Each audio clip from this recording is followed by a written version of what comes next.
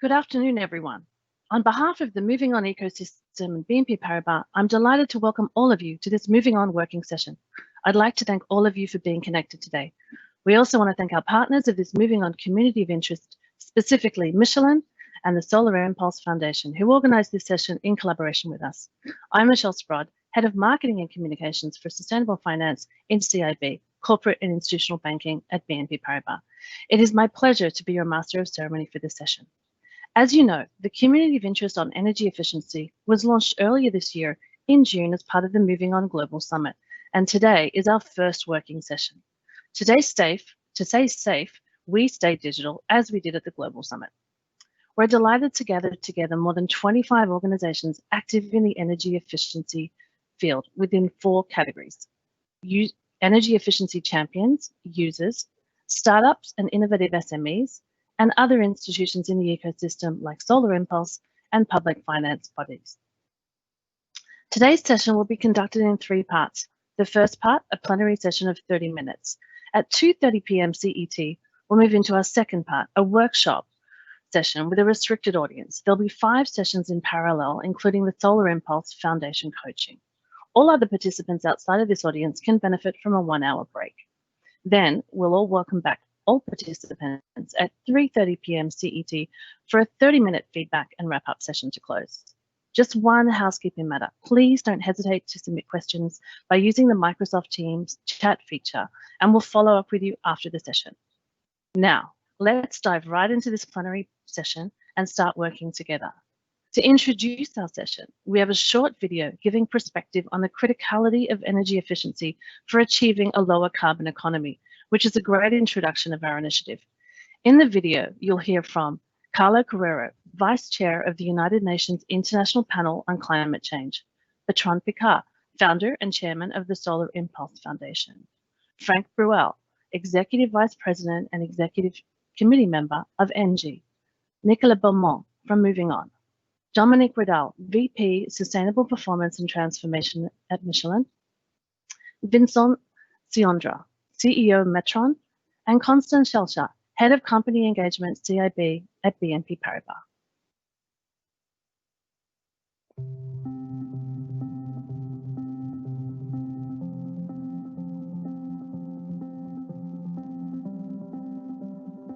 Efficiency is the first fuel of a sustainable global energy system. Energy efficiency has been and will be the largest contributor to reducing greenhouse gas emissions, accounting for about 40% reductions by 2050. For the environment, the best energy is the energy we save. Half of the energy that is produced is wasted because of the inefficiency of the systems. So the first step is to aim for energy efficiency.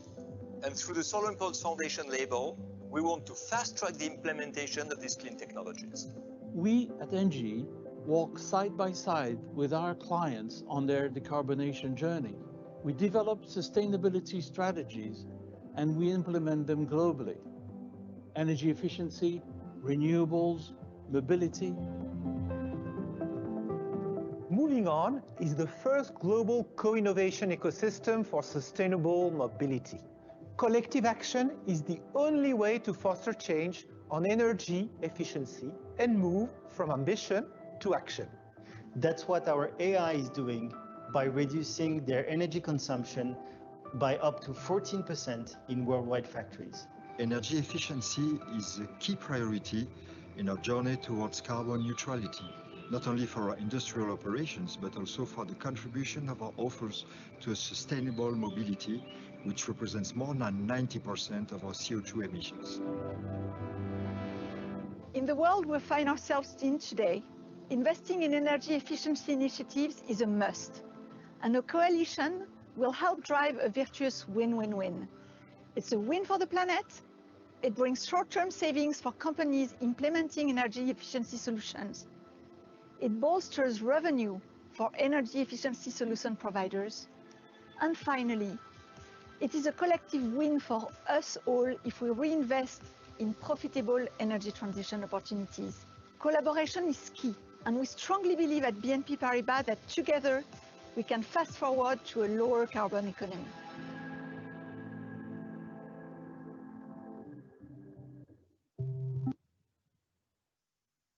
It is now my distinct honour to introduce live Constance Schellschat, Head of Company Engagement CIB at BNP Paribas, and Bertrand Picard, Founder and Chairman of the Solar Impulse Foundation, who will take the stage to discuss how to move forward on energy efficiency. Welcome, Bertrand and Constance. We're all convinced of the urgency of the need to transition to a lower carbon economy, with many initiatives already being taken to address this challenge. Why is there a focus on energy efficiency? Why is it so important? Constance? Thank you, Michelle. Well, as we saw, energy efficiency is a major stake when it comes to reducing gas emissions to fight climate change. It accounts for 40% of the required reduction in GHG emissions to achieve the goals of the Paris Agreement by 2050. But energy efficiency also brings other major benefits, and in particular, it generates short-term savings. Energy efficiency is therefore a perfect match between environmental and financial targets. However, efforts in the recent years are slowing down and are still too limited, and potential for scale-up is massive. So we want our community of interest to foster concrete collaborations to boost business opportunities and generate gains for its members, be they revenues for champions providing energy efficiency solutions or savings for companies implementing them. But beyond that, we have the ambition to create a virtuous circle where energy efficiency would finance energy transition. And we believe that members of the community will collectively win by reinvesting generated gains in profitable energy transition opportunities, helping us all to build back stronger and greener. This will ultimately mobilize multiple sectors and stakeholders towards the transition to net zero. Thanks, Constance. Bertrand? The economy of our world has reached its limits because we are wasting far too much energy, natural resources, and everything. So everything is too expensive because there is too much need for energy. So even if there was no climate change, even if there was no pollution around the world, it would be logical as much as ecological to go on energy efficiency. And especially if we speak of renewable energies.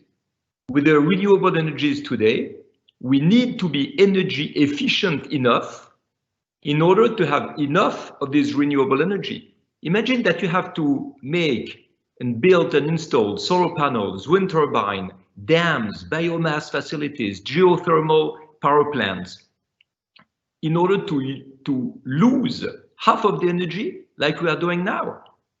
Here again, it would be far too expensive. So on one side, you need the energy production that is renewable. On the other side, you need the consumption that must be absolutely efficient. And there is so much to win on that side that it starts to be just an economical advantage. Thanks, Bertrand. So this is not new. We've been speaking about energy efficiency for a few decades now, and the Paris Agreement is getting closer.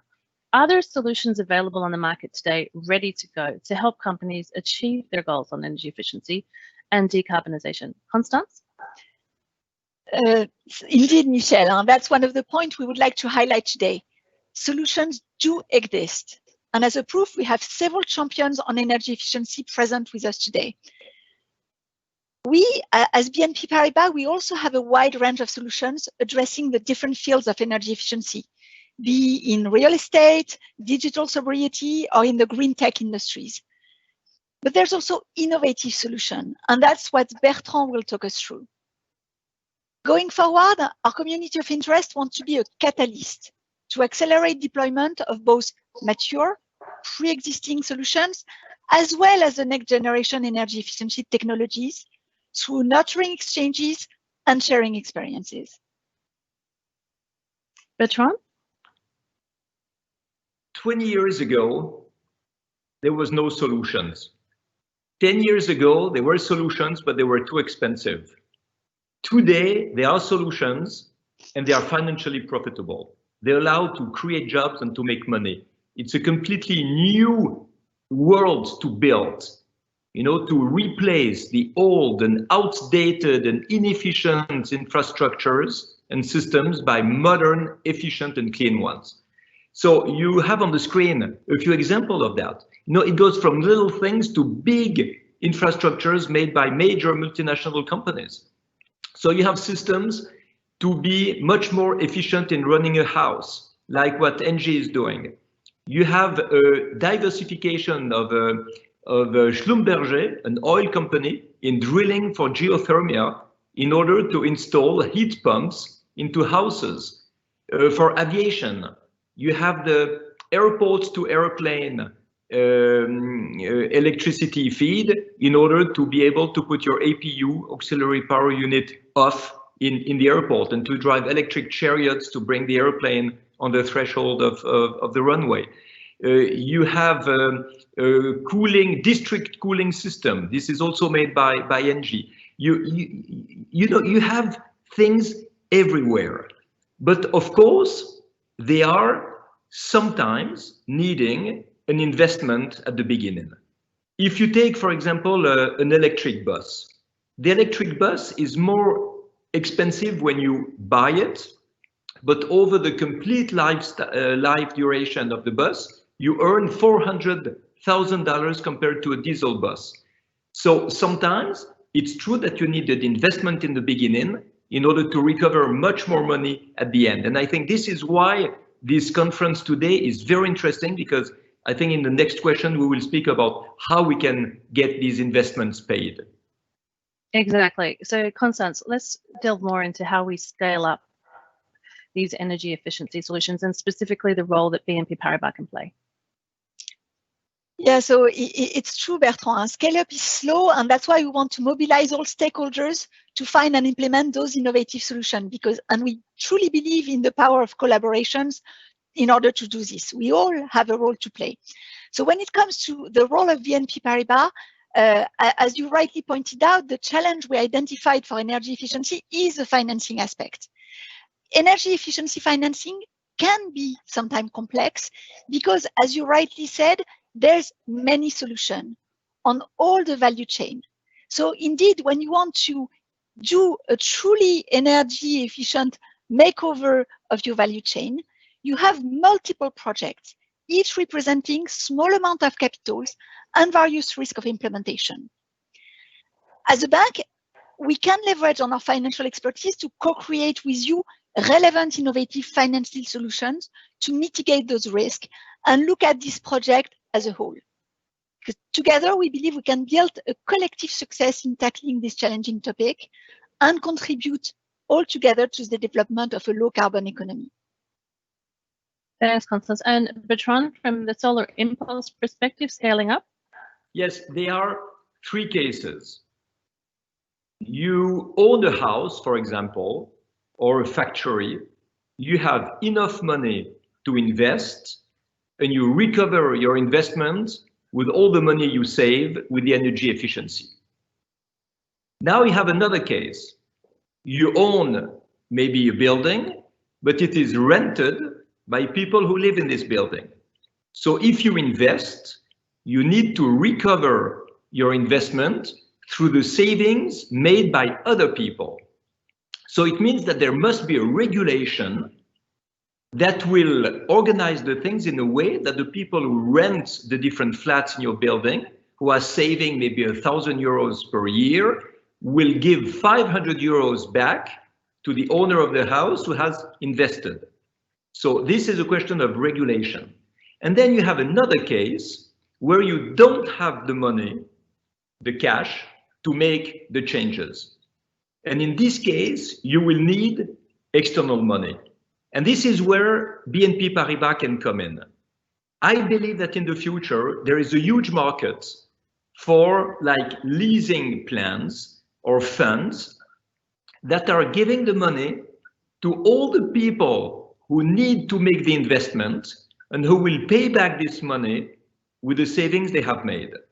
I believe that today, when you have negative interest rates, where you don't know where to put your money if you want to save some money, it is the perfect thing that we have to invent. I know BNP Paribas is doing it, for example, for some public communities where they're buying an electric bus and things like that. But it can be made at a very large scale. all the people who have to renovate their house, all the people who need to buy an electric car, all the communities who need to renovate factories or whatever. There is a huge need of money. The payback time is short, and the benefit from it can be extremely high. So this is really a business opportunity that is offered by the energy transition. Thank you. So in this COVID impacted period, the world is currently trying to figure out recovery strategies. How do we see that this is impacting sustainability and in particular energy efficiency? Constance? Well, in fact, the momentum to go further in implementing energy efficiency was already very positive before COVID crisis, because more and more companies were engaged into carbon neutrality objectives, and because, as we said, mature solutions were existing. At the beginning of COVID crisis, there were a lot of uncertainty as to whether sustainability would still be a priority for a company. But what we've seen is that the COVID-19 crisis has enhanced pressure on corporates for more responsible strategies, and it has also put pressure on those companies to deliver savings, because we know that the future is uncertain when it comes to revenues. So all in all, for me, it has accelerated the need for companies to engage in energy efficiency. On the countryside, COVID-19 crisis has reinforced environmental and social responsibilities, and their will to transition is much stronger. We've seen the resulting recovery plans that are providing us with many levers to scale up. EU Green Deal and its 750 billion euro plan, the France 100 billion euro plan, out of which 7.5 billion euro devoted just to energy efficiency in buildings. So today, the challenge is to build on this stimulus package and to maximize its impact through a collaboration between public and private finance. And this is actually one of the topics we would like to explore today in the workshop. Thank you. Bertrand? The world before the COVID crisis was very inefficient. So much energy and natural resources were just wasted. But the problem today with the COVID crisis is that there are so many companies who are financially at risk. They are on their knees. They have lost a lot of customers. They have lost a lot of income. And their only goal is to go back to what they had before, which makes a vicious circle, and it's very dangerous. So I believe that we need that all the public money that is flooding on the markets now is associated with conditionalities.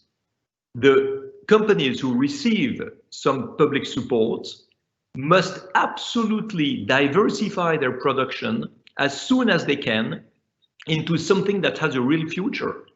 Imagine that we give subsidies to an automotive company to survive, and if they continue to build the same old polluting motors, the cars anyway will be prohibited in the cities in 5 or 10 years. So it is wasted money. But if this money would be used to diversify the production to small thermal engines with a turbo, or hydrogen cars, or battery-equipped cars, then it would make a huge difference. So really, I have to emphasize the fact that the natural tendency of human being is not to change, even if it's for the good. The natural habit of human beings is to stick to the old certitudes and to the old references. So there need to be regulations that will push the system to evaluate. And the leverage of the public money given now as subsidies is absolutely perfect. Now, for the people who understand that we need to be more efficient, that it will be not only better for the environment, but also better for their own profit, then we need to help for the investment. Because it's true that not everybody has enough to refurbish his factory completely, to switch from coal to hydrogen for steel production and things like that. Even some countries don't have enough cash to do it. So this is why the funding is crucial. And this is why big banks like BNP Paribas has such an important role to play, because if there is a diversification out of the fossil energy, much more into energy efficiency, clean technologies, renewable energies, just the financial flows will reorient the industry in a way that is not only better for the environment, but also better for the economy. Okay, thank you. Both to you, Bertrand and Constance, for a great discussion, which will motivate us now to move to next steps and what we want to do concretely around this topic. My colleague, Marie Dejantre, from our CIB company engagement team, will take us there. Marie? Thanks, Michelle. As Constance mentioned, this community of interest is really about scaling up energy efficiency solutions to generate gains for our members. Then we can collectively reinvest those gains to fuel energy transition, thus creating a virtuous circle. To do so, this community of interest aims at connecting you with concrete solutions. And we have a great starting point with the Solar Impulse Foundation, which Bertrand mentioned, and their 130 labeled efficient solutions, tackling energy efficiency, which are available to each of you. On top of this, we want to share some real-life examples, use cases, which show tangible energy efficiency results. And there is no better example than Michelin's first zero-emission manufacturing site in Gravenche, which involved a collaboration with ENGIE Solutions. I will now leave the floor to Olivier Sellos from Michelin and Bérangère Préau from ENGIE to guide you through this use case.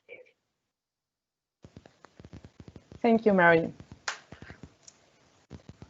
Michelin and ENGIE share the common conviction that tomorrow a competitive company must be sustainable, not only from an economic point of view, but also in its contribution to society, on its contribution to protecting the environment. The transition to a carbon-neutral economy is a response to this major ambition, and it's not just words. Indeed, Michelin and ENGIE have worked together to make a Michelin site carbon neutral.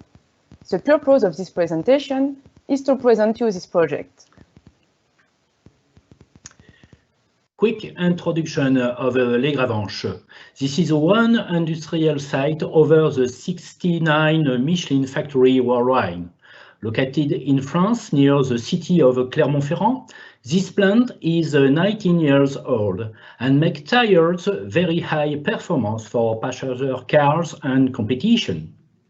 750 employees and 5,500 tires a day, and the utilities are operated by ENGIE since 2016. The story begins in 2018. Whereas ENGIE is operating multi-technical installation of Michelin, Michelin is wondering how becoming carbon neutral on Gravenche site. CO2 emissions on the site are due to heating buildings with a gas boiler.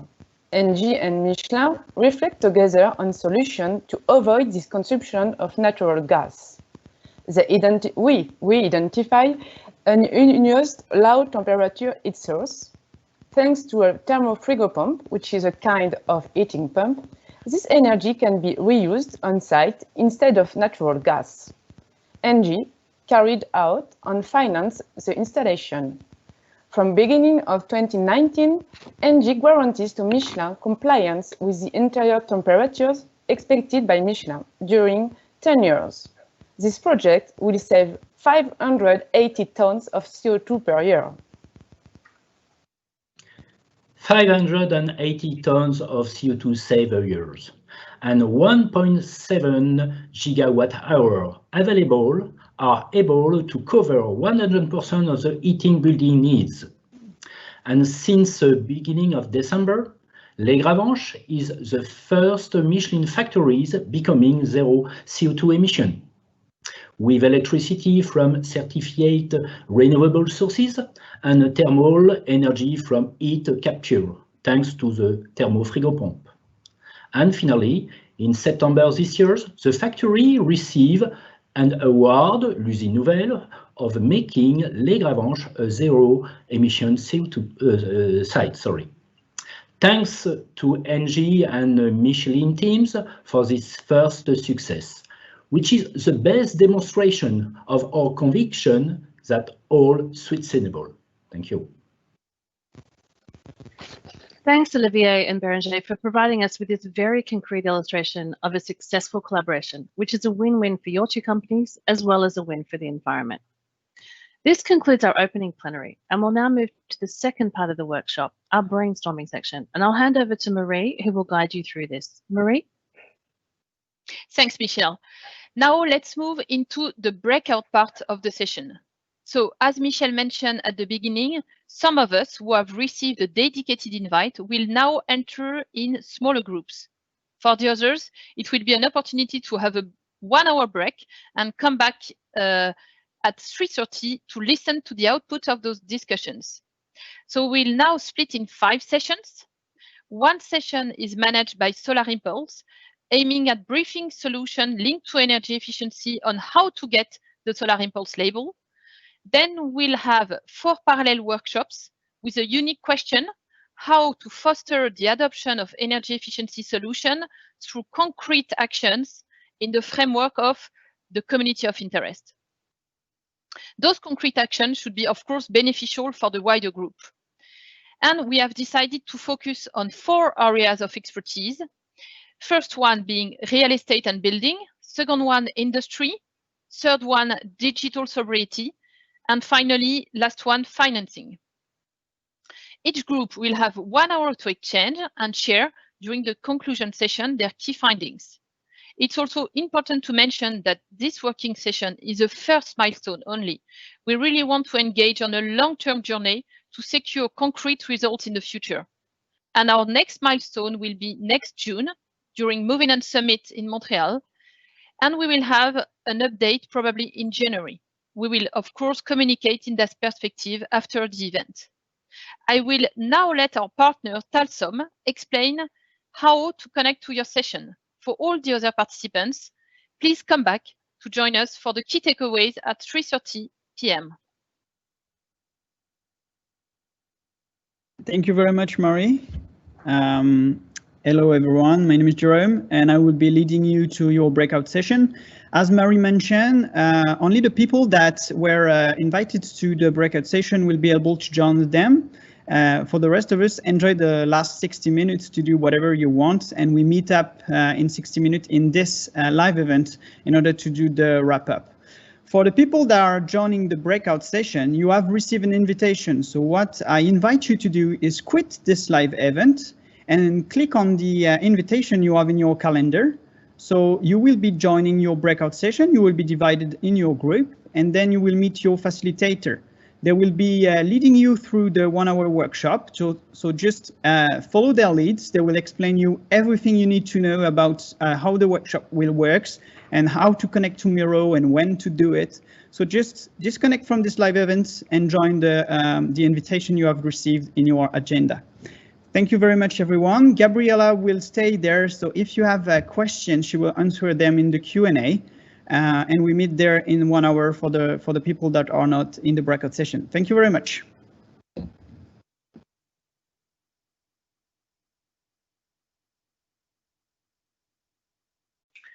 So welcome back, everyone. Let's get a recap on the breakout session, starting with the Solar Impulse session. Jonathan Duran, we'll hand over to you. Hi, everybody. I'm pleased to share, in fact, a few data and feedback from this e-coaching session we had with Movin'On and BNP Paribas. It's very interesting to note that we got 25 startups and SMEs joining the session, and they receive a special training to apply for the Solar Impulse label. I think it's interesting to note that they're coming from 9 countries, from France, Belgium, Canada, Germany, USA, Turkey, and Sweden. 10 of them are proposing solutions for energy efficiency in buildings, 5 for mobility, 6 for energy management, and 4 in the agriculture industry. Of course, we wish them good luck for applying for the label and for the process.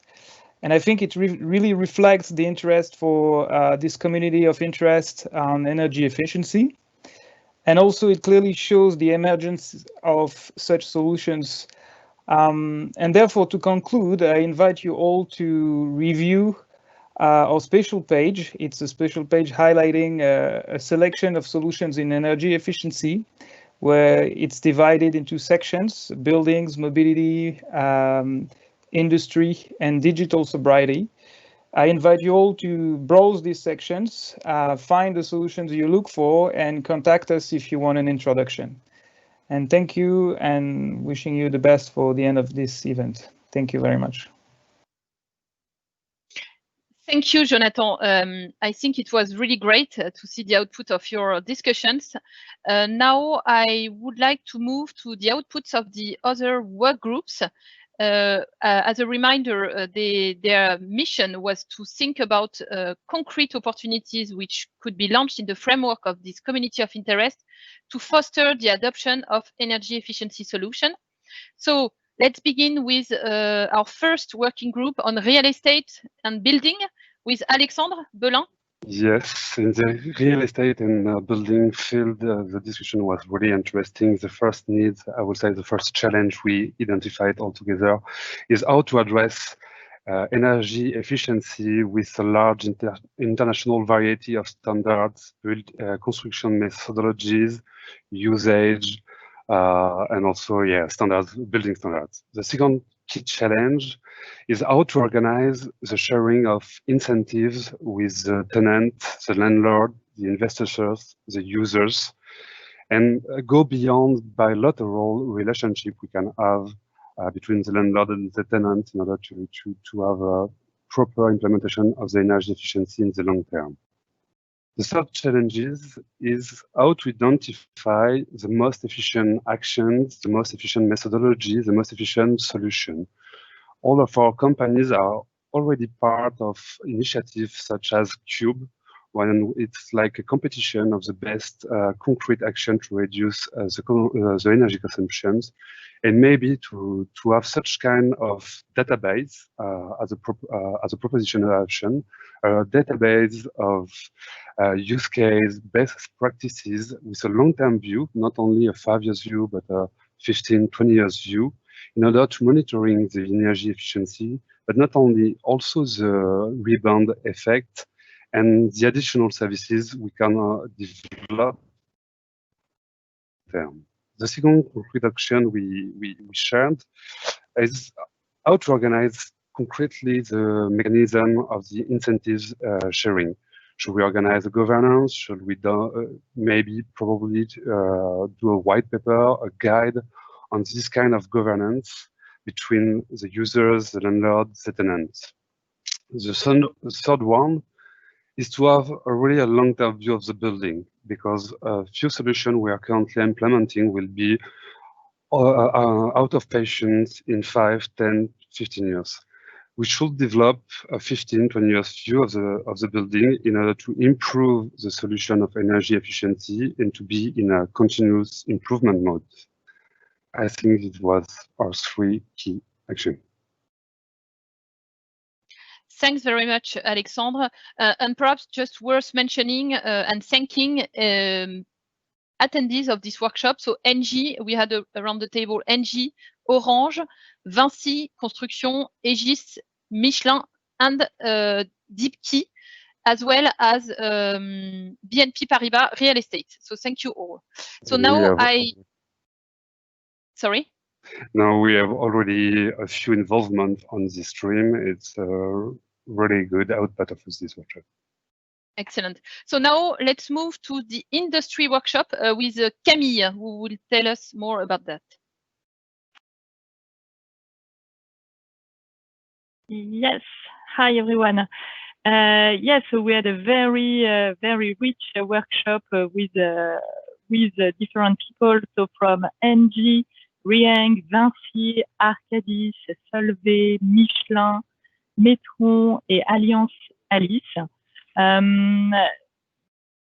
The discussion was very interesting because we of course had a better understanding of the challenges regarding the industry, regarding the heating, cooling system, the management of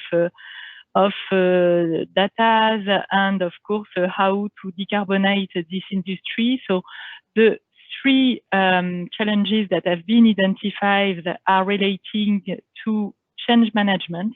But what does that mean concretely? It means that changing the management of the way the sites are using their energies, but also changing the way people work within those sites, meaning that some people may be reluctant to change, and this is also a challenge to address in order to make things different. The second one is related to how to quantify the potential impact of solutions that are needed in order to make this change happen, and how prioritize the changes that are needed. It is truly linked to the capacity to innovate of a site. And the third one is relating to eco-conception. Eco-conception is notably linked to climate change and the fact that the climate is changing, and the sites have also to adapt to those changes, plus the flexibility of usage of the sites, because depending on the demand, the sites may be may not have to work as much as depending on the period of the year. So the three initiatives that have been that came up from the workshop are first e-learning. So e-learning, which could be implemented through a YouTube channel with a collaboration between all the companies that were around the table, in order to answer to some basic questions, but basic questions which are very helpful to understand which are the challenges and why we have to handle them. The second one was relating to trainings within universities, within schools, in order to help the students to understand how they can have an impact when they will join when they will work. And the third one is relating to create a network of experts. So it could be, for example, via LinkedIn, in order to discuss about specific topics, and notably innovation, e-bank, how enhancing best practices, and how have a better business model, for example. So here we are. Great, thank you, Camille. Let's move now to the next theme, which was about digital sobriety. So how to improve the impact of our IT, in fact. And Tientan, could you share with us the outputs?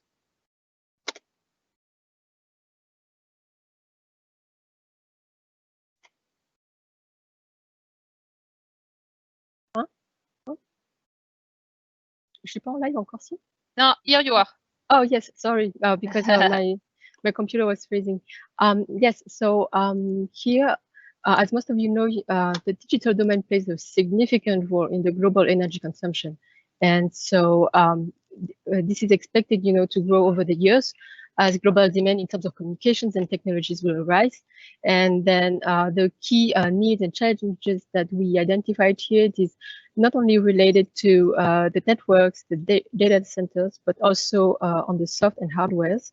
And to reflect on these concrete actions that can be initiated here, we had the pleasure to have Dalkia, Aegis, Air France, Michelin, Microsoft, Green Spectre, BNP Paribas 3-Step IT, and BNP Paribas Green Company for employees around the table to help us on this topic. And so our collective brainstorming came up with the following needs and proposal of initiatives towards this.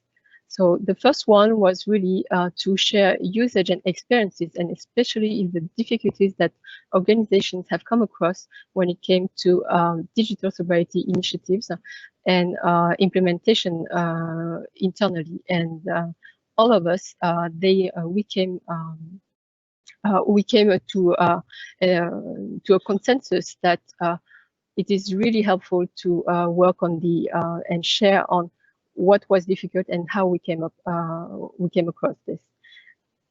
The second topic that we had was also, when we talk about digital sobriety, it is really important as well to measure this digital sobriety. And so far, there has not been anything widely proposed yet. And actors in the work group felt the need of having a referential, or at least a label to measure this digital footprint, and therefore this will then help to compare solutions in terms of digital sobriety. And the last initiative that we had related to this digital sobriety is now, once that we have this referential and this measure of digital sobriety, then how can we create some indices or rating, let's say, in order to help organizations and users in their choice of equipment, and not only in terms of their consumption during their life, during their working hours, but also in terms of end-to-end cycle, which means to also integrate the upfront footprint of the IT, which is the supply chain, and whether it was, let's say, responsibly manufactured, but also downwards, which is the digital equipment easily repairable, and so not to be thrown away like this. And so this has to be considered from the beginning, from A to Z, in terms of a life cycle. And all of us, the participants, came up with these contributions. And so what was agreed is that there would be contributors and leaders to reflect on those three initiatives in the future, in order to come up with some deliverables. And so I just would like to really thank all the participants who have been very inspired on this topic. Thank you. Thank you, Tientan. Very interesting also. And now let's move to the next and the last workshop, which was about financing. So Thibaut, I will let you give us a feedback about it. Thank you, Marie. First, I'd like to thank all the participants to our workshop. It was very rich. We had ENGIE Impact, Certinergie, Arcadis, Forestia, European Investment Bank, Signify, and ADEME, the French Agency for Energy. So the three major needs and challenges were identified were, for the first one, the need to aggregate and standardize small projects to make them to make them have a critical mass to be financed. The second need is to finance solutions off balance sheet in order to move the capex from capex to opex, and to make the ROI, the return on investment, quicker and bigger for the customer. And the third major challenge was how to connect liquidity to the reality of facilities, of sites, of budgets, and also total costs of ownership. So the three major initiatives we identified to do so were to first finance these off balance sheet initiatives in energy with to finance this off balance sheet initiative, we could ask to regular third parties such as ESCOs, and that could be themselves financed through equity type financing or debt type financing. The second best initiative we identified was to integrate financing solutions with thanks to an operator with the client, the bank, the service, and the legal aspects. And the third major initiative we identified was to combine projects, in particular to meet thresholds, public thresholds, and so benefit from public initiatives such as the French Plan de Relance. Thanks very much, Thibault. And I would really like to thank you for all these exchanges, all your creativity. As we can see on this whiteboard, it was very rich, a lot of post-its, as you can see. I would also like really to thank the more than 30 participants of those workshops across more than 20 organizations from big corporates, startups, but also public institutions like ADEME and EIB. And I really think it's a great illustration of innovation in ecosystem, which Movin'On aims at encouraging. So I think it's really an interesting milestone today. And this community is really not a one-shot initiative, but really meant to nourish long-term projects and results in the future. So leveraging on your feedback during the workshop, we want to launch actions, concrete actions, exchanges on the themes, the many themes you identified, and continue bilateral, multilateral discussion exchanges. We also aim at creating and sharing videos highlighting collective successes on energy efficiency, like the one we mentioned at the beginning with Gravenche. We heard from Michelin and ENGIE. We would also be delighted to welcome new members. So typically for those who could not, were not invited in the workshops, we are definitely very happy to exchange with them. So please do not hesitate to reach out to us. And now that the community is fully activated and bound to expand as well, we will ensure to stay connected with you on a regular basis. Thank you, Marie. It's true that this workshop is just the first milestone in what we hope will be a productive and long-term journey together, which will secure concrete results for the future. And I think based on what we've seen achieved today, it's already moved a big step forward. The next marker on this journey will be an update in January 2021, followed by a key milestone event during Movin'On Montreal later in the year in June. In closing, we would like to thank all of you for your presence, your active involvement, and your work on behalf of everyone involved in creating today's session.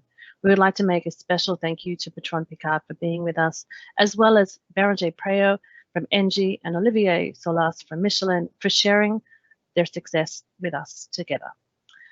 To stay connected after this session, as Marie said, check out our latest LinkedIn post and visit the BNP Paribas CIB website, where together with Michelin and ENGIE, we are taking a stance on energy efficiency.